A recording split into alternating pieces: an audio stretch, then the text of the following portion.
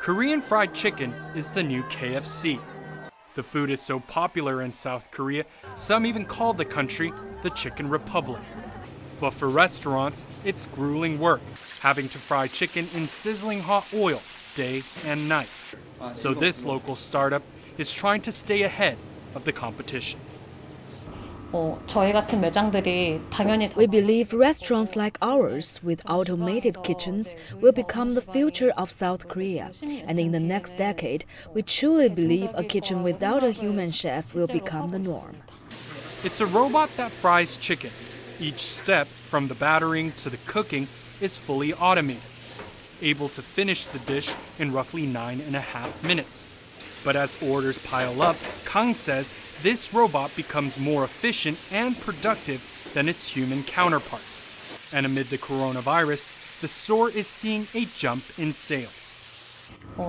We have many customers who are concerned for their family's health and inquire about our robot. I believe they feel safer ordering from us as an automated cook is an option to avoid the coronavirus. COVID-19 is helping accelerate South Korea's adoption of robots. The government is already spending hundreds of millions of dollars each year to make the leap to smart factories. And according to the International Federation of Robotics, South Korea is the most automated nation in the world. This robot recently faced off against a person to see which could fry chicken faster. In less than a minute, this machine was declared the victor. The gradual use of these robots signified the transition to making this type of work dead labor. But an impending and dire question remains. Where will the humans who were once tasked with these jobs go? Automation is expected to hit the country's service and manufacturing sectors the hardest.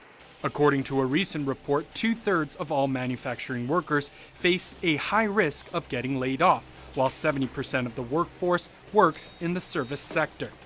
In response, the government has started programs to help its workforce develop skills to handle robots.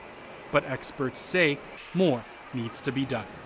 그게 이제 조금 시간을 길게 놓고 보면은 There's a large possibility that, in the short term, we will see job losses.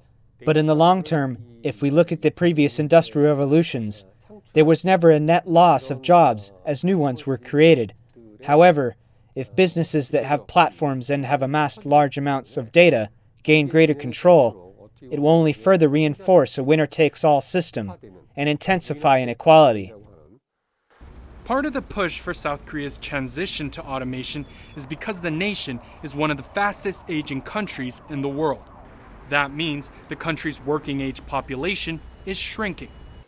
But as robots fill human roles, if the transition is not properly implemented, it may leave many human workers behind and further widen the gap between the haves and have-nots.